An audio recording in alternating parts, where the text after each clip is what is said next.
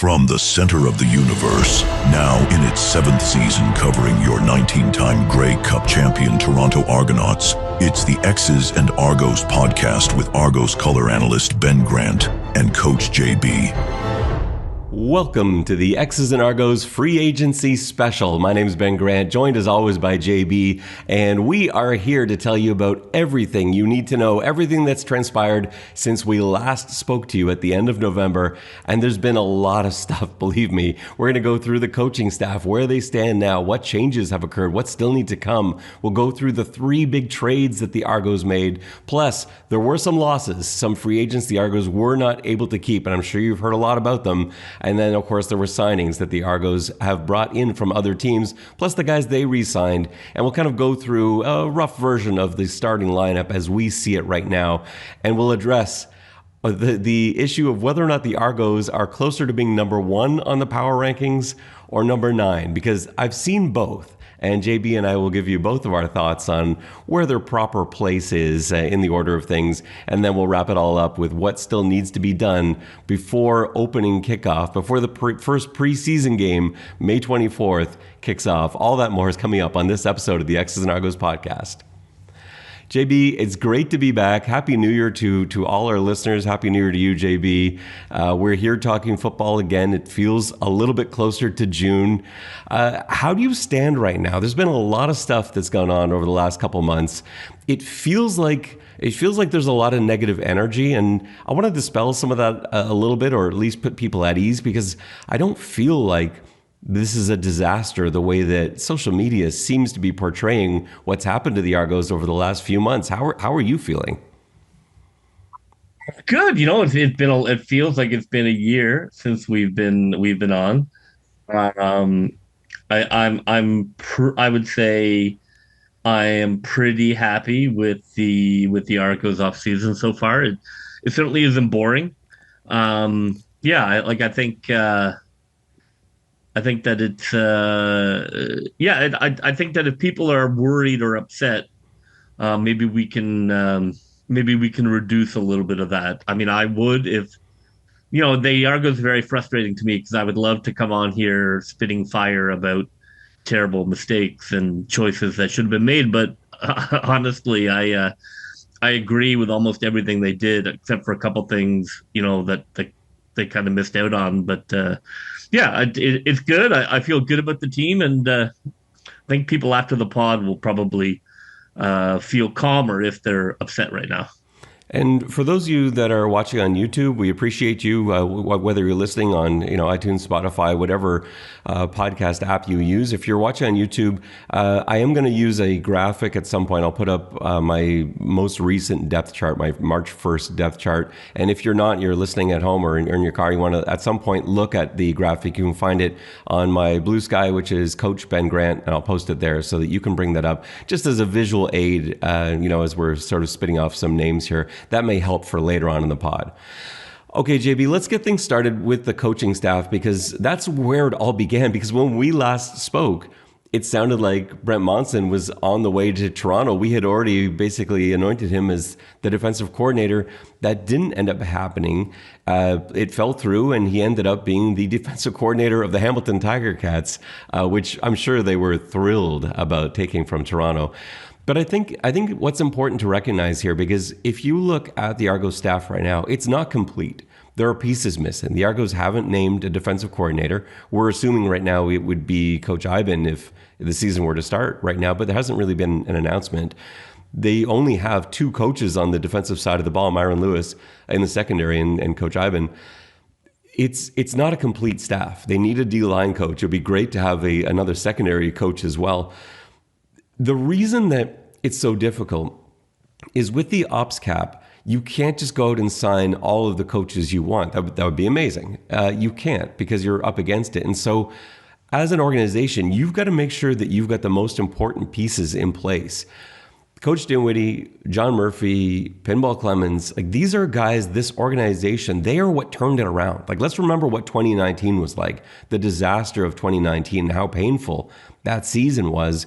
and how it all changed when Pinball, Murphy, and Dinwiddie came to town. And it has been nothing but winning since then. And so you have to hang on to those guys. Everyone else, but there's a cost to that. And everyone else, you just have to fill in where you can. And so you don't necessarily get your free pick of whichever coordinator you like. It's not the same situation as some other teams where they've got dead money and they're paying coaches that have been fired years previous. It's not like that, but you've got the best and you have to keep them there. You can't afford, because I think, JB, you'd agree with me. If you lose any of those guys, this team is in jeopardy of being sent in a whole new direction. It is a bit of a zero-sum game with the coaches, and if you are going to be looking for coaches, I think defensive line is a fine place to have a bit of an absence. In terms of the team, they're gonna find a defensive line coach. I'm not that worried. I mean, we were talking last year where they had no official defensive coordinator. I think that they feel very comfortable. Now, defensively, there's going to be more of a change because there isn't necessarily somebody who automatically feels like that's going to be their job. But I'm not. I wouldn't say I'm worried about it yet. Well, last year makes me worry less because I was worried last year. I didn't think co-defensive coordinators was a good idea. I said as much in the pod prior to the start of the season, and I was wrong. They won the Grey Cup. So anything negative that we may have said last year in terms of the moves, they're like, I don't know, they haven't announced the defensive coordinator yet. They're going to try and split the job. It doesn't work like that, hierarchy and everything else.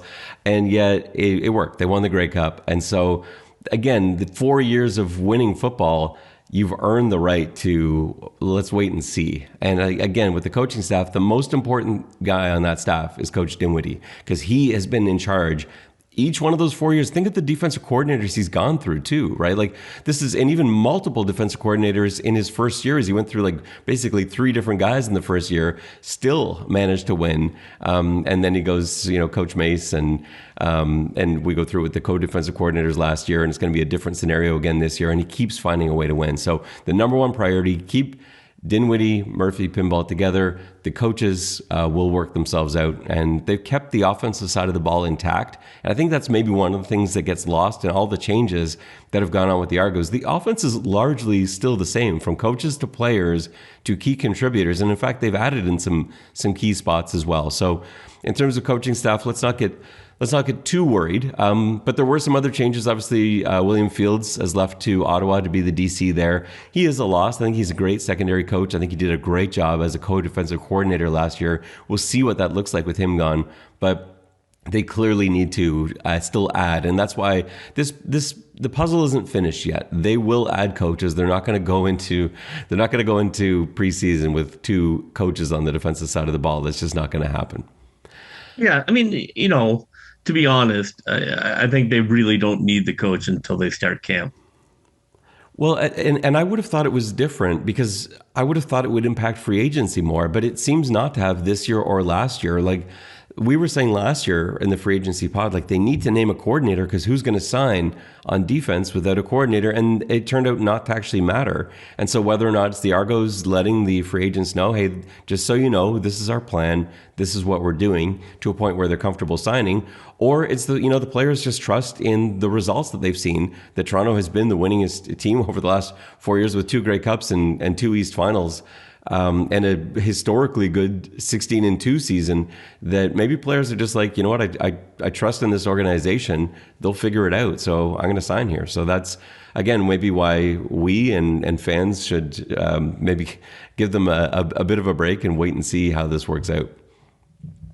Let's talk about these trades, because this is sort of where pre-free agency we had a lot of deals, and deals that you don't normally see. I love trades like this.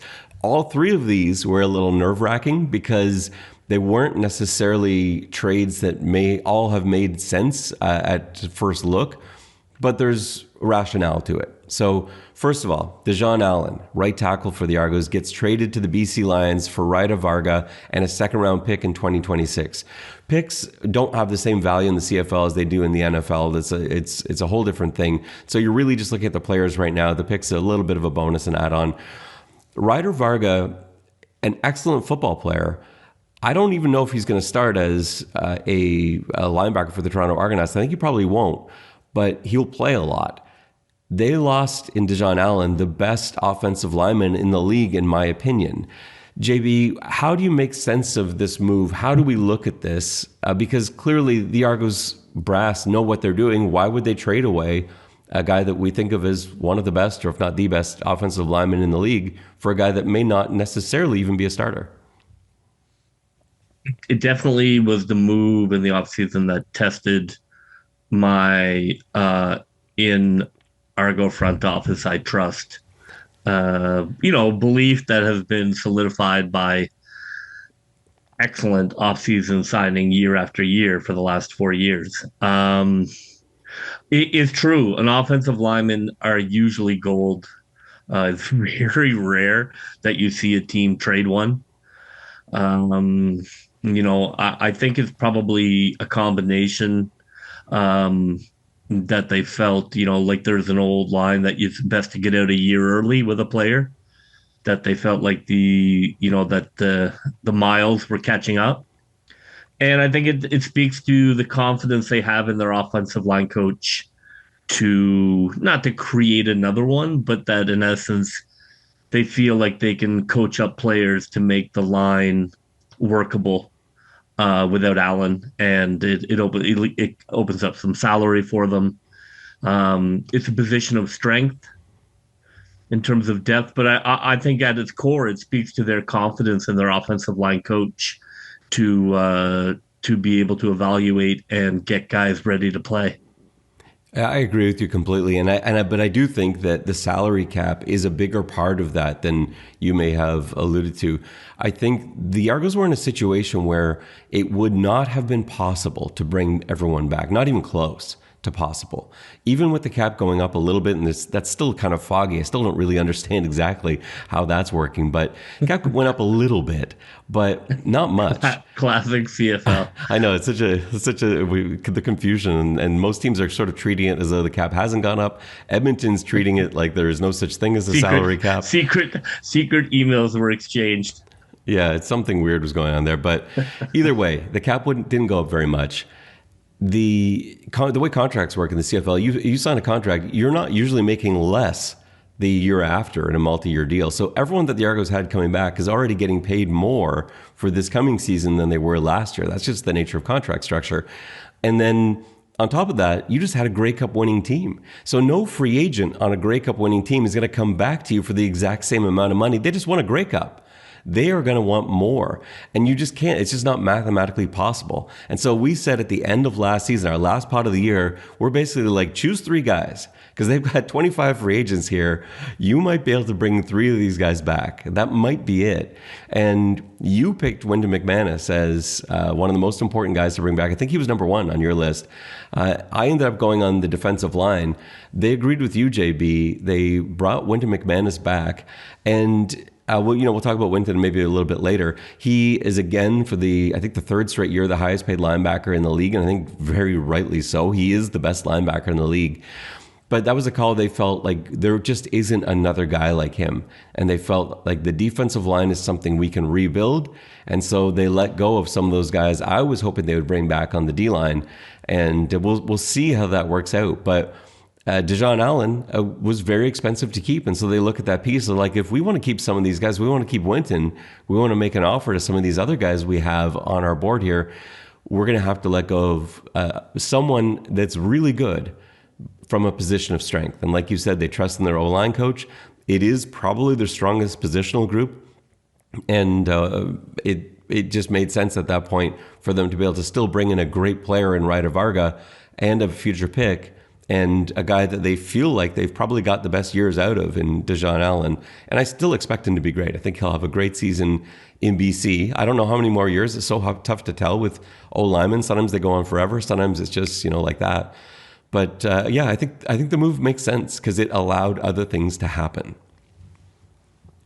The next move was a little bit easier to explain because you had a star coming back. And what was weird about this one is that these two teams have been on the opposite team before. This was Flo Aromalade being traded for Cameron Judge. Cameron Judge spent a season here a couple of years ago in Toronto. It wasn't a good season for him. He was banged up. He didn't look like the Cameron Judge we've seen in Calgary pretty much every other year but his one season here. But Flo Aromalade was a guy that, again, is extremely well paid. And they had a guy in Derek Parrish who came up last year who was just begging for playing time. He looked great whenever he was out there. And they're like, we got to give Parrish a run. They're basically the same guy. We don't want them both on the field. Parrish is a lot cheaper. And so you trade away Aromalade, as good as he is. And I do think he is a special, game-changing player. But they like what they saw in Parrish. And freeing up that money allowed them to do those other things and keep more of that team together. How confident are you that Parrish and Cam Judge can be enough of a difference to make up for the loss of Flo Aromalade? Yeah, well, look, I mean, it depends which Cam Judge. I mean, are we getting Calgary Cam Judge? Or if we get Calgary Cam Judge, then, I think that's fantastic. I think that that's an amazing combo. He obviously didn't do great when he was here before, but, I'm sure there were reasons for that. Yeah, I think it's fine. I think Flo was great for the team and helped them win a couple of games and was great in the playoffs. But he was a luxury. I felt like that. He was great to have, but was not unreplaceable. I think that it made sense to not pay him how much he was going to get paid as a pure pass rusher. I think he really complimented who they had, and now they're going to rebuild the defensive line. Does that mean they take a step back this year? Maybe.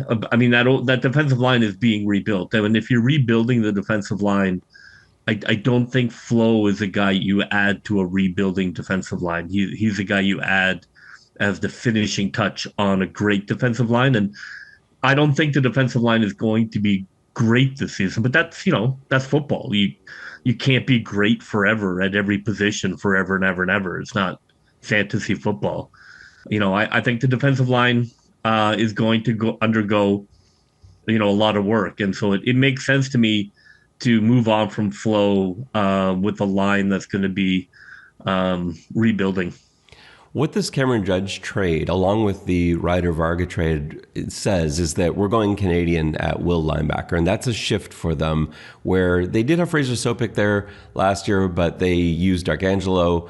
They had Jonathan Jones, of course, as well. It wasn't exclusively a Canadian spot, but with Judge and Varga, now you've got that ratio flexibility to be able to put multiple Canadians in basically pencil, like the way that I've drawn up this depth chart. Basically, every will linebacker they've got on the team is going to be a Canadian guy. And even if McManus were to go down for a few games, there's even more flexibility in some ways. They wouldn't be as good, but you can spread them out. You can have Varga playing in the middle there. You can have Judge playing on the weak spot, and that could allow you to find another position of strength somewhere else. Ratio flexibility is huge in the CFL. The more positions that in a pinch you can make Canadian, the better your team is going to be at the end of the day. And so those two combined, they're going to be on the field a lot as well together when they go into those sort of 3-4 second and long sort of looks. And so I like that move. They didn't have that when it was just Fraser Sopik really getting time last year at will. You couldn't really rely on that as a Canadian spot the same way you could when you've got two great guys there, great starter and great depth. And you can have full confidence in going ahead with Canadians at that spot. So all in all, it ends up as a good trade. I think so. I mean, I think the linebacker position is stronger this year than it was last on paper. Yeah, no, I agree. Like the defensive line did get weaker. I don't think you can argue that. But there's potential. It could end up surprising us. But I think right now you have to say, yes, they lost on the defensive line. I don't think there's any question. The linebacker room unquestionably is stronger. Yeah, and a defensive line is very similar to the secondary, like from 2 years ago, where essentially the entire secondary left, or a lot of it. And, essentially the defensive line moved to Hamilton, Edmonton. So they were able to figure out the secondary last year, and I have full confidence they'll be able to figure out the defensive line. The third big trade, and this one was a tough one emotionally for me, for a lot of people, for you as well, I'm sure, JB. Dan Adeboboye, fan favorite, a favorite of ours to love the entire Adeboboye family. And he was traded to Ottawa for a conditional fifth rounder in 2026 and the rights to a defensive lineman named Andre Carter, who I'll tell you a bit more about. Before we get into the details of that, the Adeboboye family, over the last few years, we've been so lucky to have spent time with them, had so many conversations with them at practice, at games. They've traveled to preseason games. Even when Dan wasn't traveling with the team or playing, they're out there. They go to every game. They're fantastic. Love them with all my heart, and I will definitely miss the Adeboboye family. From a football perspective, this was a trade that just made sense. The running back room in Toronto was really strong. Adeboboye, as good as he is as a running back, and I do think he's a good running back, he had trouble getting on the field. He would have even more trouble getting on the field this year, the way this running back room is constructed. And so you look at it and say, look, we've got a position of need in defensive line with all these guys lost. Ottawa's got a guy in their negotiation list that they don't seem to be able to sign. We think we can sign him. Let's make this flip. And so it frees up a little bit of salary in trading Adeboboye away. The conditional fifth rounder, I'm not really thinking too much about.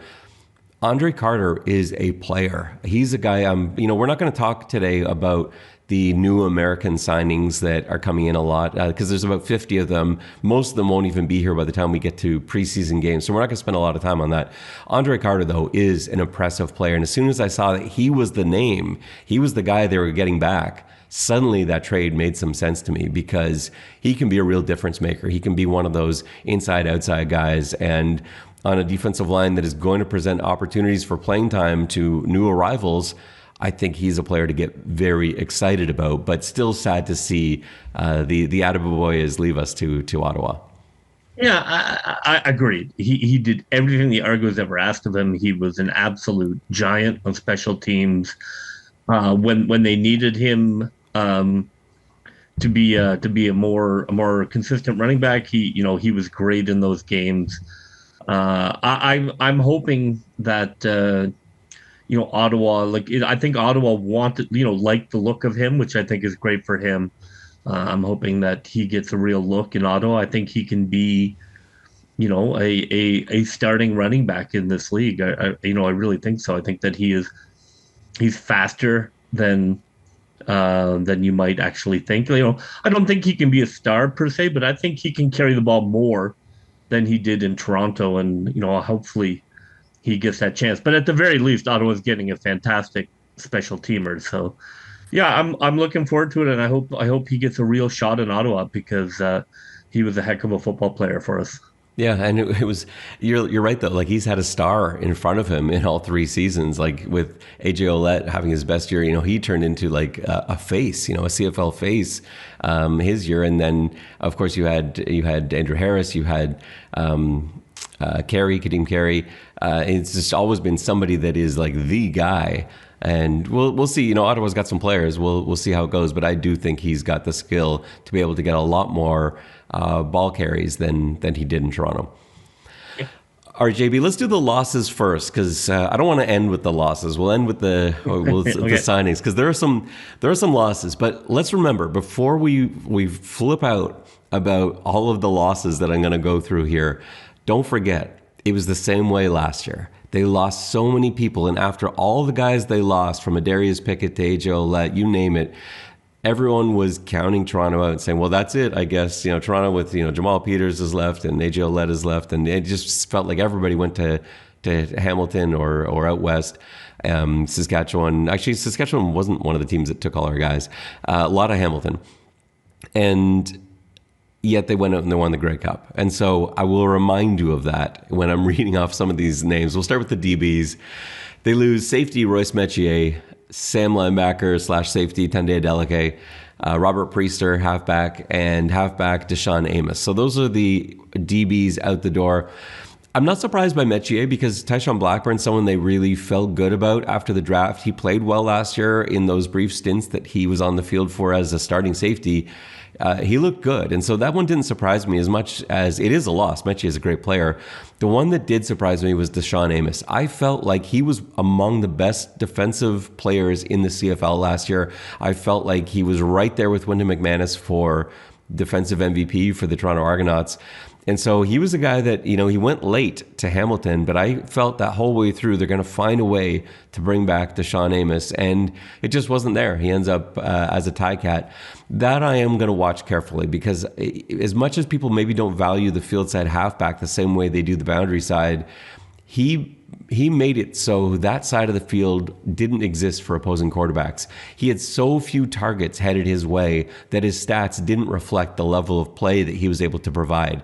And I do think that's going to be tough to replace. I know they've brought in some guys that I think are up for the job, but yeah, he's a star, Deshaun Amos. So I was surprised that they couldn't find a way to bring back Deshaun. Yeah, I think if you look at, the timeline, I mean, this is all just supposition, but it feels like they definitely wanted to bring him back. Other people signed quickly, likely because there wasn't much conversation, and it was like, good luck and Godspeed with the deals that you find. When they didn't sign Serezna, I felt it was either going to be Amos or Serezna. With the money, when they didn't sign Serezna, I felt like there was a pretty good chance they were going to sign Amos, and the fact that it happened so late to me suggests that, they were in conversation and they were trying to find a number. But it's really hard when the rest of the league is throwing out big money to fill holes on their team, and it just didn't happen. That was the one move. I really wanted Serezna or Amos. I wanted one of the two. That was really the only thing in the offseason that I felt was, a negative of all the moves. Like, that hurt that they didn't get one of those two, but, It's got to be so frustrating in the Toronto front office to keep finding guys. And this is what Calgary went through, 10 years ago. I guess it began with them, where you just keep finding these great players, whether it's American or Canadian, and they become stars and their contracts are up, and the rest of the league, instead of finding their own guys, just starts picking away at your guys.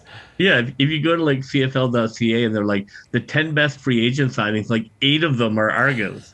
Yeah, two other teams for the last 3 years. It's been like that. Like, all right, well, I guess you don't have to spend a lot of time on scouts or a lot of money on scouts. Yeah, well, it doesn't make it easy for the Argos front office, certainly, and their scouting staff, as they have to keep producing, finding new diamonds in the rough, and see what they can do. It's going to happen, when you're at the top, you get rated. It's what makes staying at the top so impressive, because everybody wants what you have, and it is very difficult to navigate. And that's like last year's Grey Cup is so impressive because of that.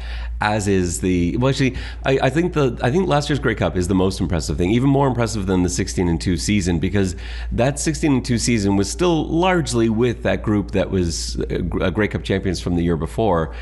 These guys that they had amassed, the talent they had built during the COVID years, but remember, a lot of that left last year, and that's why this year was so special and really showed the level of talent that they had in the building, on the roster and on the coaching staff and in the front office. So, yeah, that was these names. It's tough to read, and we'll transition out of the defensive line. You talked about Jake Serezna. We add Jared Brinkman, Robbie Smith to the mix. All 3 of whom are going to Edmonton. I don't know how they're making it work. Money-wise, they don't have to figure that out quite yet. At some point, there's going to have to be, or maybe not. Maybe they're just deciding, what, we're just going to spend. We'll sacrifice. We'll take the penalty, sacrifice picks. We're just going to spend money and bring in the entire Argonauts team and win out west.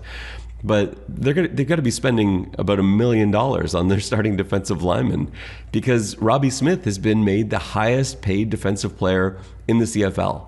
Which is, and I love Robbie. Robbie's a appeal guy, a guy that I got to coach against for a few years. Great guy to talk to as well. Nicest guy in the world. You cheer for him. I couldn't be happier for Robbie. That's a lot of money to pay a defensive end who isn't at the top of the sack leader list every year. Like, that's not. He's a very good player, reliable starter. He's a Canadian, and so there is a ratio breaking element to that, but. I don't blame the Argos for not matching. You just can't match any of those deals, really. Maybe Seresna's, but that's tough. I mean, in the end, it's hard to get too upset because everybody they lost, I would not have signed for the money that they signed for. It was all of them signed for exorbitant numbers that. I just didn't see much like Hendricks last year in Hamilton. It's good player. I want them on the team. I cannot pay them elite top 10% money for what they do because they're not an elite top 10% player in the league. I do think that's just good. That's just good asset management. Is other than quarterback where. You will often end up overpaying quarterback because it's the most important position on the field. Robbie Smith was a great player, but he can't be the top paid player in the CFL. There's no logical reason that you could look at numbers or film and suggest that was a reasonable move. I would have matched for Jake Seresna what he reportedly got, but the thing, or even gone higher than that. But the problem is, at that stage, like when Seresna was signing, I think you're still thinking about Amos at that point. Yeah. So I probably wouldn't have, because I'm thinking, well, I can't because I got to get Amos, and then of course you end up losing Amos too because Hamilton. That is definitely the trickiest part of free agent, especially when you have so many free agents. I know, when everyone is beating down the door to get at these guys. So it's tough. It's really tough timing wise. And then of course Ralph Hawley is with the Cleveland Browns, and so that entire four-man, Flo Remolade now with the Stampeders. You've got Seresna with Edmonton, Brinkman with Edmonton. We're talking about a five-man defensive line because you got Ralph Hawley in Cleveland, Robbie Smith in Edmonton. It is a whole new defensive line in Toronto. But those are big losses, but they'll find a way to make it work. We'll move on to the linebackers. Jonathan Jones is now in Winnipeg. Fraser Sopik, who had a great year last year. I was so happy for him to play as well as he did last year. Really proved himself. I thought they might find a way to make something work here. He ends up in Calgary, but yet the Argos got better at his position, so I think fans are probably okay with that. Gregor McKellar on the offensive line, just one of many talented guards they've got. McKellar's a great player. I love him. Since the moment they drafted him, he's done nothing but the right thing every step of the way. But when you're so talented in the interior like that, I'm not even sure there was a starting spot for him. Then you can't pay the kind of money that, again, Edmonton was coming to his door with. So McKellar's out. And that's great. Like, look, he's a Canadian kid, and go get your money. Yeah, and I love his folks too. We run into them a couple times pregame. Who've made the trip from out east, and really cool to a longer trip for them now. But cool to see a guy like that get picked up for a nice paycheck in Edmonton. Tommy Neild was released. He's been picked up by Saskatchewan. I wonder if that move would have been made, because another guy lost here was the retirement of Richie Sindani, which just was announced this past week. Another Canadian receiver, another big body Canadian receiver. I wonder if the Argos released Tommy Neild if they had known that Sindani was going to retire, because that's suddenly a weird position. And when I bring up the depth chart in just a minute, you'll sort of see they're a little short there with Canadian slot receivers. They got a couple great ones, but in terms of depth, there's not a lot there. And maybe they didn't know this was happening with Sindani. I'm not sure. But Tommy Neild ends up in Saskatchewan. And then the big one is receiver Mackay Polk, who is currently an Atlanta Falcon. Now, both Hawley and Polk could come back at some point. We saw this with Jamal Peters a couple years ago. He signed in Atlanta. We started the season without him, and that was the discovery of Qantas Stiggers.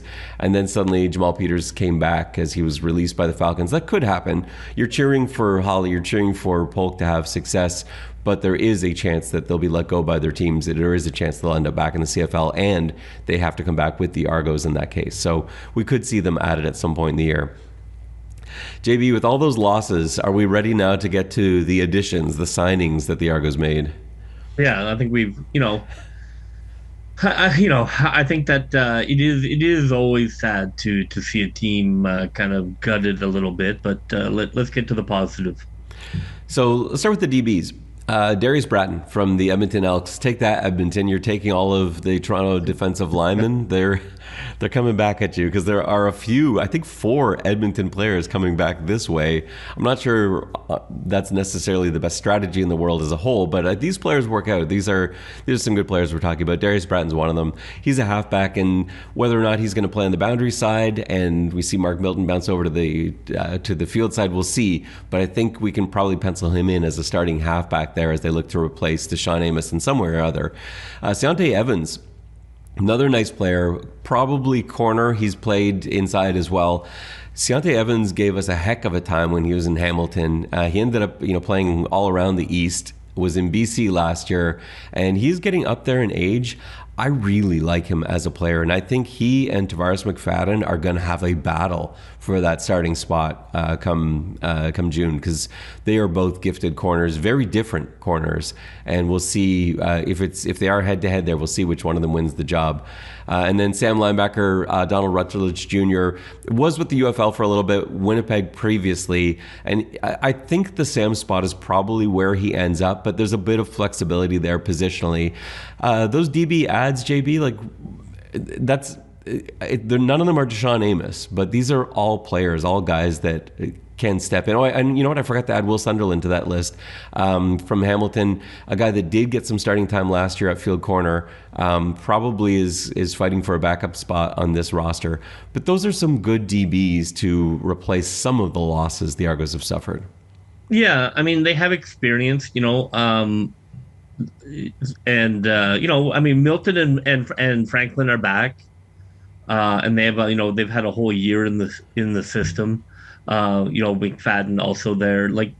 It'll take some adjusting, but I think the fact that you're signing guys that have played in the league and you're not just kind of throwing darts at XFL dudes and hoping. I think that's a good sign. I think that the floor is much higher than it was last offseason in the secondary.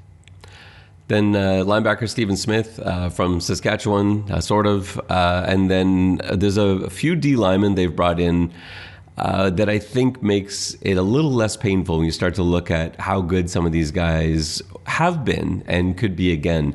The biggest name, Anthony Lanier from Saskatchewan, just 2 years ago was the highest paid defensive player in the CFL.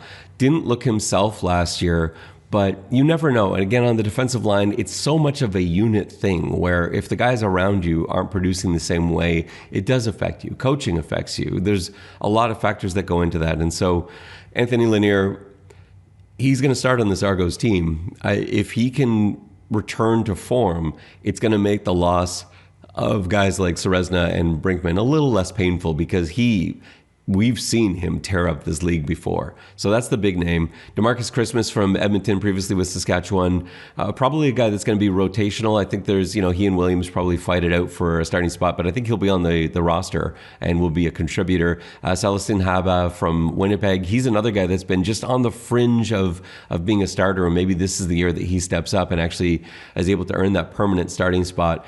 But those, having those guys, and then of course, Brian Cox Jr. that we add to that as well.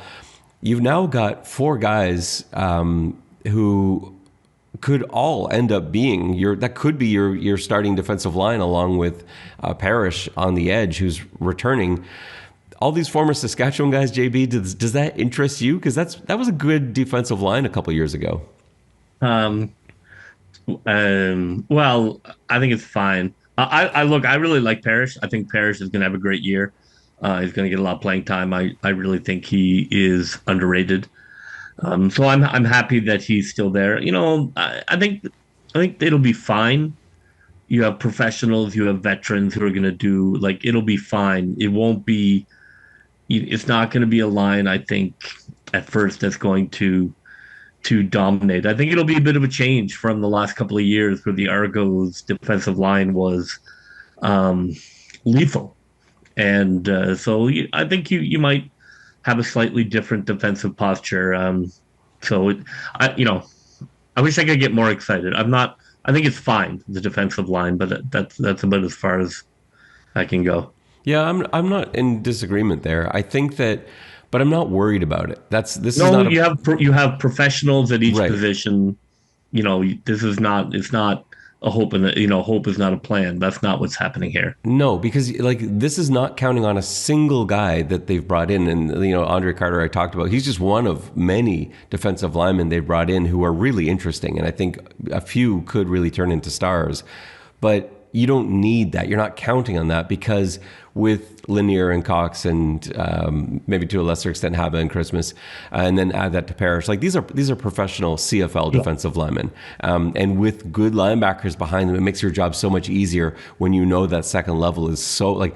Wyndham McManus and Cameron Judge, that is a force behind you. And so it means that you can gamble a little bit more, you can cheat a little bit more, and they're going to make up for any positional issues that you might have. So, and if the secondary can start coming together, that's a lot of good returning pieces there. So it's not last year's defensive line. It's not the Toronto Sack Exchange, but it's also not a position of concern anymore. And I think that's saying something when you just lost had $1 million walk out the door of your positional group. So it could be a lot worse. It's just going to be a different. I think it's going to be a different animal. I mean, I think it's going to be solid against the run, but it's not. It's not going to be a sack machine unit. Other ads, receiver Herji Mayala from Edmonton. He's a nice slot receiver who's played all over the place and is a pro. The running back room is really interesting. Kevin Brown brought in from Edmonton and fullback Bruno Labelle from Saskatchewan. Fullbacks don't get used as much in the Coach Dinwiddie offense, but we didn't have any on the roster or, a few weeks ago. So that was a must add, and LaBelle's a pro. He'll be great. But let's talk about that running back room, because when they signed Kevin Brown, I thought, well, that's it. They're not going to bring back Kadeem Carey now, because Kevin Brown, in my eyes, was I thought he got the short end of the stick last year. He was one of my favorite running backs in the CFL. He's a good pass protector. He's shifty. He's smart. He's really hard to bring down. He gets lost inside that line. He's not afraid to run inside. He can also bounce it to the outside. He's got speed. I really like him as a player. So when they signed him, I thought, good job on that front office. That's what I saw too. He deserved to be a starter. It's too bad that Carey's not coming back. But then Carey came back, and now you've got the tandem running back situation of Kevin Brown and Kadeem Carey. That could be lethal. Yeah, I love the running back room. I mean, Carey and Brown, McMahon and LaBelle. If you include them in that conversation, I think it's fantastic. I think that is something to get excited about. I don't think up to this point there was anything necessarily to get excited about, but I'm really excited about that. I think Kelly with a full off season, and hopefully is able to to recover and be ready to go. That's a really nice combination of running backs for a team that's already pretty good at running the ball. So from an Argo fan point of view, that is definitely something to get excited about. And don't forget how much that helps the passing game. Not just taking the pressure off the passing game by being able to run the ball, but both of those guys are great in pass pro. And they've got a former offensive lineman as their running back coach who is only going to help them out with that. That is a huge asset for a quarterback. So I love that situation. Yeah, right. Brown runs incredibly hard. Like he is a great guy to cheer for, because he, not quite in the bowling ball way that Alette did, but he runs angry. Yeah, no, he does for sure, and he sneaks up on you too, because he gets lost in the tall trees of the offensive line. Let's bring up our depth chart here, and I'm going to post this on the screen for those of you watching on YouTube. If you are not driving currently and want to bring this up from Blue Sky, again, it's Coach Ben Grant. You can find this graphic here and follow along, or just listen to us. We're not going to go too far into the weeds here. We're not going to be talking about every name. We're just going through the starters here as we see it right now, and we can kind of go through what's still missing as our last segment. So quarterback Chad Kelly, that's the obvious. Obviously, Arbuckle came back as well. Dukes and Horn in the fray, but Chad Kelly is your unquestioned starter.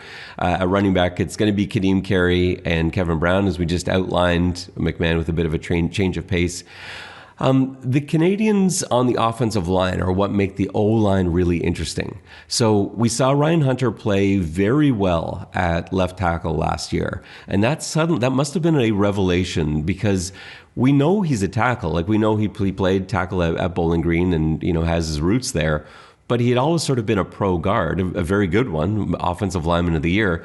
Ends up bouncing out because of a need. Isaiah Cage is injured, bounces out to left tackle. Looked fantastic. I know he had a really tough time in the Grey Cup, but against one of the best of all time in Big Willie. And so, yeah, he's going to give a lot of people a tough time. Aside from that game, I thought he looked fantastic. And I think the Argos at that point are thinking, with all the assets we've got on the O-line, we've got to go for Canadians and free up Americans in other positions here. And I think that's what they're going to do. And so I think it's probably Ryan Hunter at left tackle. I think it's a battle between Giffen and Vandal at left guard. You've got the return. Let's not forget about that ad. We didn't include it because he was on the team last year, but Darius Sirocco missed the entire season last year and was an all-star center. You've got an all-star center added to what was the best offensive line in football last year, and that allows Peter Nicastro to bounce out to right guard. Those four, from left tackle to right guard, are extremely strong. Those four, left tackle to right guard, I would put against any offensive line in the league. Right tackle is the question. And this is probably where they're going to go American, and I don't really know who the answer is. I put down George Moore there, but I've gone back and forth. I don't know if it's going to be Delance there or Red. They've got a couple guys to look at. Maybe this is where they end up bringing in another guy. Maybe Isaiah Cage, who I believe is still out there, ends up coming back. But that's, to me, the one weak spot on that O-line. I think, JB, you got to see it the same way as me, where you're just not entirely comfortable with any of those names at the American tackle spot. No, I mean, that goes back to the confidence in the coaching, and if you have one spot to fill, that's okay. It's where you really do get into trouble on an offensive line. Is when, if you have two problem spots, right? You can deal with one. Obviously from a play calling way as well as from a pass pro way, whether you're chipping over there or you're sliding the protection that way, or the back is, there are things you can do. You can't have two problems, much like a hole in the boat. You can have one, but you can't have two. So I'm okay with it. I think that they will try different people at right tackle, and I feel like that's not. I'm not really that scared of that, because the rest of the line is so good that. I feel like they have enough time to just keep bringing in tackles. What's interesting to me is that, who I think the second best tackle on the team is Sage Dockstader. And I think he's better than the three Americans that they've got, that I've got on my depth chart competing for that spot. But I just don't know I don't know how you figure that out. I don't know, depth-wise, how you want to handle that. But I think if, regardless of Canadian or American, I think you want to start your five best guys. And so when we get to it, maybe it's a situation where Dockstader ends up starting as well. And maybe you're only really relying on four spots to count as Canadians, but maybe those are your five best guys. So we'll see how that works out. Let's not sleep on Dockstader. He is a very talented player.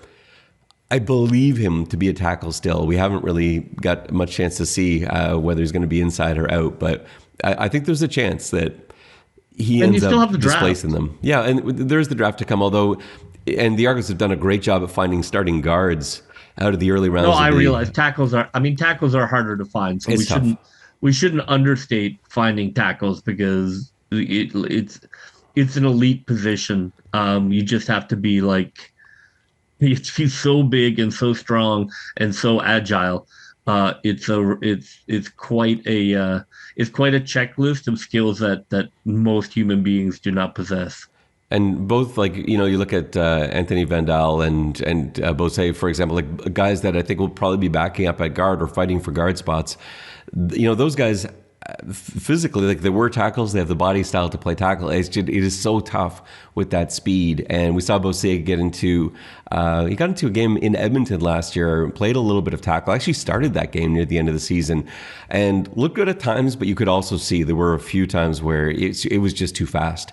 And so that's the danger. And it is a dangerous thing because you're talking about the health of your quarterback too. So you have to feel good about that. And I don't feel great about relying on the draft for shoring up that position, really. You just stick LaBelle over there. Yeah. Put our fullback out at right tackle. At the wing. You just put him at the wing. And it's 2-on-1. Let's go. He can help out. The receivers, largely the same, but there's a little bit of a hole. So DeMonte Coxey, that was a huge guy to bring back. He's going to start at the wide boundary receiver, the X spot there. I don't know if they bring Tavares over for that boundary slot where he used to play. Because remember, he was there until Makai Polk sort of bounced him to the other side of the field. With Polk gone, does Daniels come back to that W spot? Probably. I think so. But it's not necessarily a given. And then on the other side, do you want to go with 3 Canadians? I have, but that was more when I felt like Sindani was going to be part of this team. Now that I remove him here, I'm less sure about the depth. I've got Brissett starting at the inside, the R spot. I've got Hergy Maela starting in the middle at Y, and I've got Ungerer starting out wide. Now, I think Ungerer, I kind of see him as a lock there, and you'll see, he and Grant probably split some time. I think Kevin Mittal is going to work his way onto the field a lot in both the R spot and the Y spot, those 2 inside slots. I think that's probably the way you go here because I don't see, of the Americans, even the new Americans, I don't see anyone that stands out as, well, he's an obvious guy to come in and earn a starting slotback spot. Most of these Americans they brought in are guys that have only ever played on the outside. Now, that doesn't mean it can't happen. Makai Polk was the same way. He had been an outside guy with the occasional snap inside, and he turned out to be a great slotback. So it's always possible, but when I was making this depth chart, I just kind of wanted to go with more what I've actually seen more than what I'm going to anticipate. But that's a pretty good looking offense, I would say. Really good. Yeah, like you can't complain about that.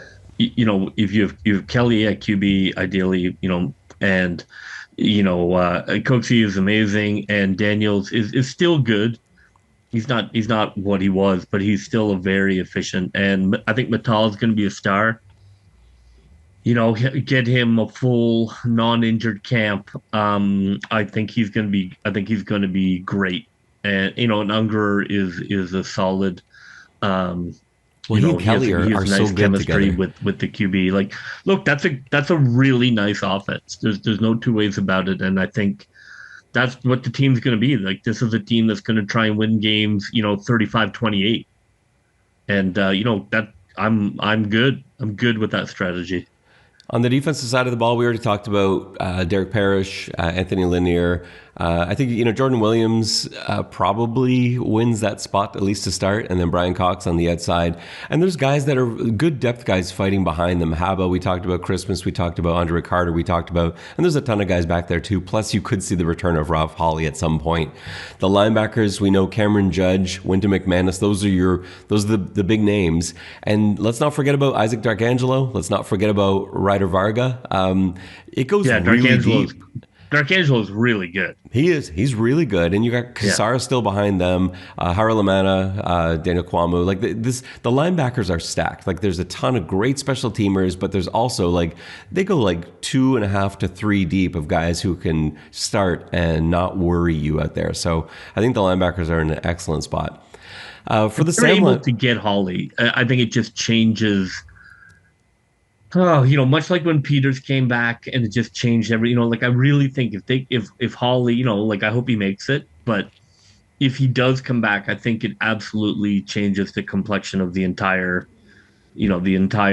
defense. If you can roll Hawley into that defensive line, I think now you've really got something. You do, because you could dress a very frightening front 8 that starts to look a little bit more like last year's 8. They won't be last year's 8, but a little bit more No, like it. it's definitely a big storyline. Like those two guys are game changers, you Yeah. know. So yes, of course, I want them to do well and be successful, but selfishly, if those two come back, I mean, my gosh, that absolutely, I think it takes you from good to excellent.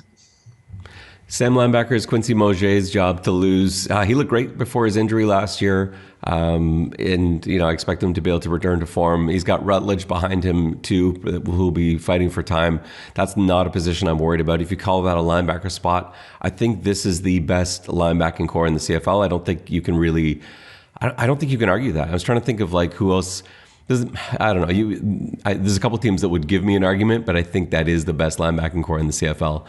I mean, Winnipeg's group has gotten old.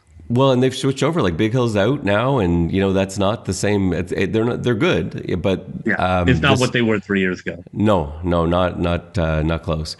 And the secondary, you got Benji Franklin back, you got Mark Milton back. So those, I'm putting them right now on the boundary side, although I do think Bratton may end up taking the boundary halfback spot, but those two are the same. You've got a question mark at safety, and I'm going to talk about one free agent, one American free agent. I said we wouldn't do this, but I'm going to make an exception for one. I think it is really interesting. Armani Watts coming in from the Kansas City Chiefs, or I guess most recently was with the Colts, I think. Won 2 Super Bowls, played in 9 playoff games, actually played in Super Bowls, had meaningful reps in playoff games and Super Bowls at safety. He is a very good safety. And if you were signing a very good American safety, I'm not saying he can come right out and win that starting safety job. It's very different in the CFL. But he's a highly talented individual. NFL guys coming to the CFL usually don't work. I'm talking about most of these guys have been in the NFL for a stretch. I'm talking about guys that actually had years of playing in the NFL. It doesn't usually work because the two levels are so close together that if you try even the slightest bit less in the CFL, you're done. You're not going to make it. And so if Armani Watts comes into the CFL with as much energy that he hit that first Kansas City Chiefs training camp with, he has the potential to be a star and a great safety in the CFL. But if he gives even just the slightest bit less than that, he's not going to win the job, and he probably doesn't even end up on the team, to be honest. And so this really throws a wrench into things because you've got 2 Canadian DBs who are starting caliber DBs. You've got Tyshawn Blackburn, and you've got Jonathan Edouard. Jonathan Edouard is a better corner than he's a safety, but he can play anywhere. We've seen him play safety. We've seen him play Sam in a pinch. And so the question is with Watts. If Watts can't do it, then I think Edouard and Blackburn become your safeties, and that becomes a Canadian spot, as it has been for the last few years, as it is with most CFL teams. If Watts comes in and really blows everyone away, suddenly I think that's an American spot. And now you're looking at Tyshawn Blackburn as a depth piece and a special teams star. And I don't know with Edouard. Maybe you're looking for the same for him too. It seems a waste because I think both those guys are starting caliber players. Maybe there's a trade in the works at that point. Both have huge value. I don't know if you want to get rid of them, but that's sort of how I see, like, that's the X factor in the defensive secondary. Then you've got Darius Bratton at the other halfback, and as I said before, Deontay Evans, Tavares McFadden fighting it out for the field side corner spot. But what do you think? What do you think of Armani Watts? Like, have we seen this too many times where the guy comes in and just doesn't give it the same effort, where you're just going to wait and see on this?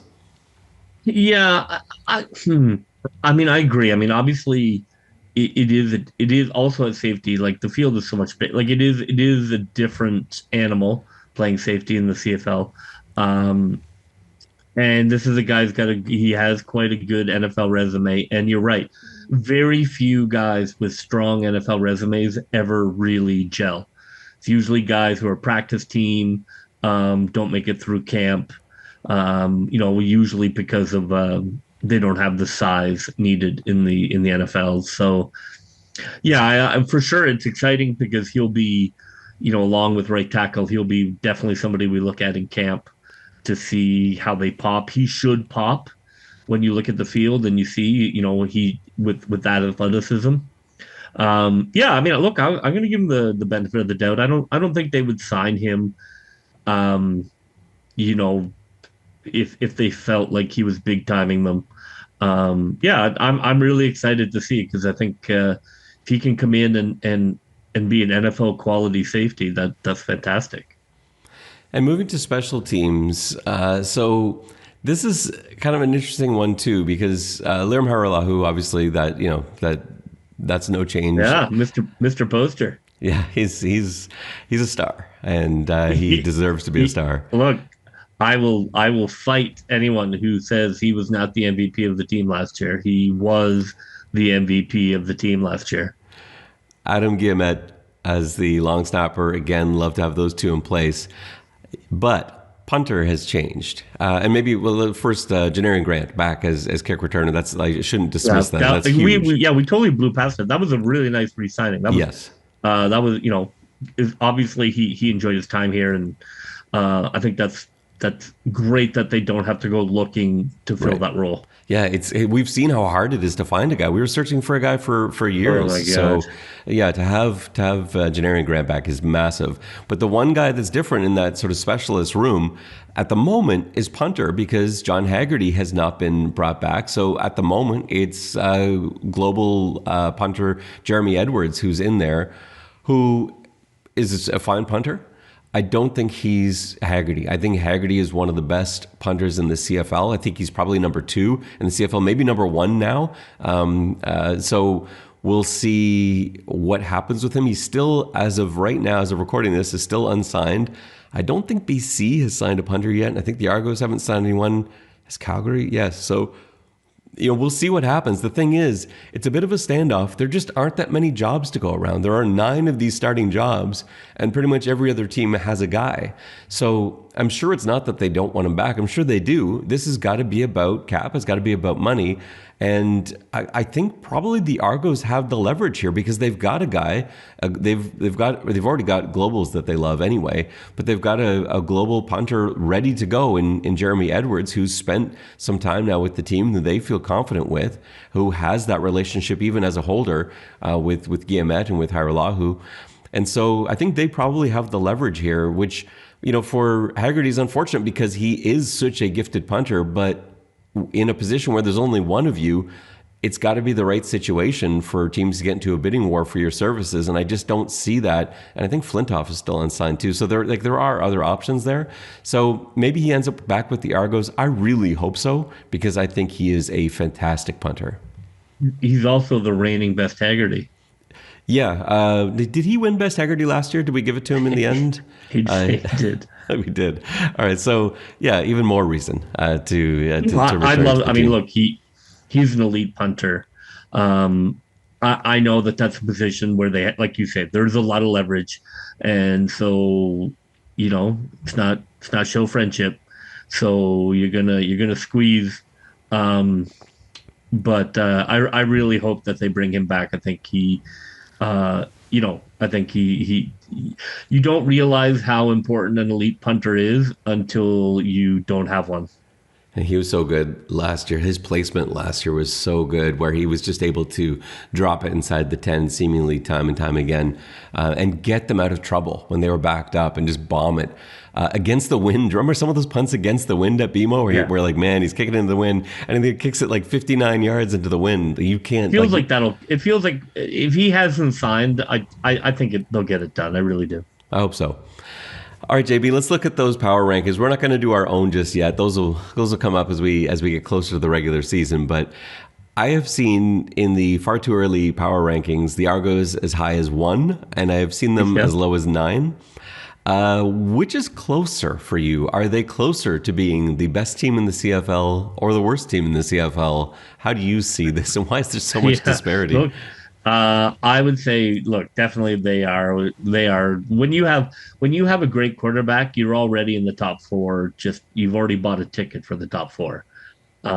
So I think they are closer to number 1 for sure.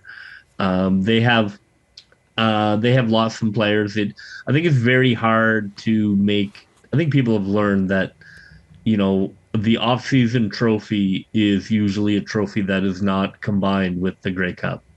So it's tough to make an offseason trophy team your number 1 ranked team, where, clearly there are teams that have added a ton of talent. Edmonton's practically a brand new team. Saskatchewan is a very good team that added good players.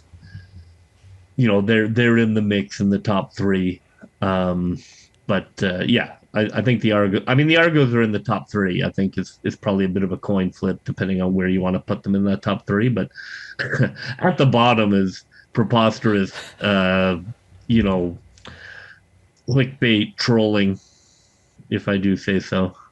Yeah, no, I feel the same way. I think they're one. I honestly think they're one. They just won the Grey Cup. Yes, the defensive line is not the same, but pretty much everywhere else is either the same or better. And as we've talked about before, Vegas generally has a sense of what they're doing. They're heavy Grey Cup favorites right now.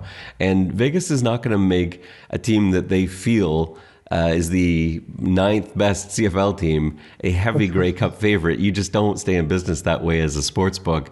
There's some sense to that. They have got the best quarterback in the CFL. They've got the best O-line in the CFL. They've probably got the best running back room in the CFL and the best linebacking core in the CFL. And then you add in Coxie and Daniels and some of the exciting defensive secondary players, Janarian Grant's playmaking, and possibly the best coach in the CFL in Ryan Dinwiddie. It's really tough to look at this organization and say they're anything but top three, and I don't have any problem with anyone saying they're one. Exactly. I mean, it's not a team without flaws, but it's a very good team, and it's a very well coached team, and it's a team that has the pedigree of winning playoff games on the road and at home. There's just no reason to doubt it. I think that they lost more players 2 years ago than they did this year in terms of the talent walking out the door. So, I thought it's pretty good. It was pretty good how they, what they kept. And again, I factor Polk and Holly into that.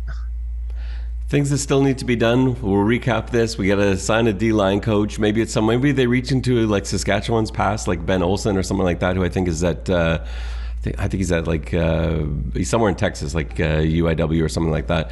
They'll find a guy here, but get out the Rolodex. They're guys that can call. They will find a guy. Name a defensive coordinator. I think that's Kevin Iben. Let's name that, or at least put him as part of maybe I don't know. I bet you they have an actual Rolodex too. They may. That's fine. I'm happy with that. Bring in an American slot receiver. I'm suggesting Mark and Michelle. Bring in another American tackle. I'm suggesting Isaiah Cage or maybe Azoma Osuji from Ottawa, something like that. A guy you can bring in who's got some playing time, who's actually started some CFL games that you can feel comfortable with. And I would love them to bring in John Haggerty too. That is my to-do list between now and when we speak to you next. Our next podcast will be coming up around draft time, and I'll give you the rundown of when to expect stuff. We've got our draft special is up next, and then after that, we will get into our regular weekly podcast and then our bi-weekly podcast once the season starts. But here's what's in store for you date-wise. So first of all, the CFL Combine, March 21st to March 23rd. That is in Regina this year. Then April 29th, Tuesday, is draft day, April 29th, made-for-TV draft day. And then rookie camp opens May 7th, like a week later. And then training camp officially opens in full on May 11th. And then before you know it, May 19th, the preseason begins. The Argos first play on May 24th, and that's at Hamilton for their first preseason game. Their second preseason game is also against Hamilton, but that is going to be one they're hosting. So those are all the dates coming up, and then regular season week 1 starts the first week of June. June 5th is the opening of the season. The Argos play on Friday, June 6th. Those are all the dates. JB, any last things before we sign off here? No, it's great to be back, and I'm looking forward to the draft and some camp talk. It's going to be a good one. I'm excited. It feels like June already. Well, that'll just about do it for us on this free agency special edition of the X's and Argos podcast. For JB, this is Ben Grant saying so long, and may all your pre-snap reads be good ones. I'll see ya.